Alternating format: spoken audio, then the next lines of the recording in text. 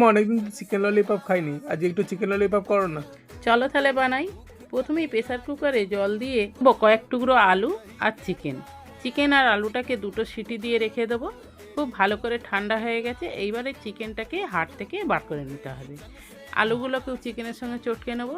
এর মধ্যে দিয়ে দেবো কাঁচা লঙ্কা, পেঁয়াজ আর ধনেপাতা।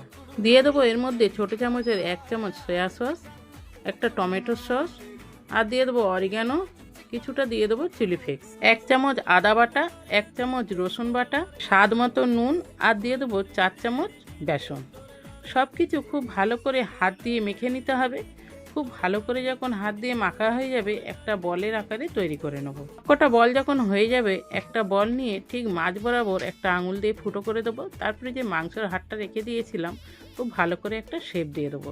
দেখুন কত সুন্দর লাগছে। আমি এইরকম শেপ দিলাম, আপনারা চাইলে অন্য কিছু শেপ দিতে পারেন। এখানে আমি নিয়ে নিয়েছি দুটো ডিম। ডিমের মধ্যে দিয়ে দেবো স্বাদ মতো নুন। ডিমটাকে খুব ভালো করে কাঁটা চামচ দিয়ে ফেটিয়ে নিতে হবে।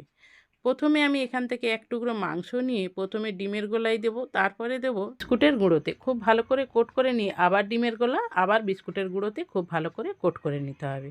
সব কটা মাংস আমি এইভাবেই তৈরি করে নেব। সব কটা যখন তৈরি হয়ে যাবে, আগের থেকে আমি তেল গরম করতে বসিয়ে দিয়েছিলাম।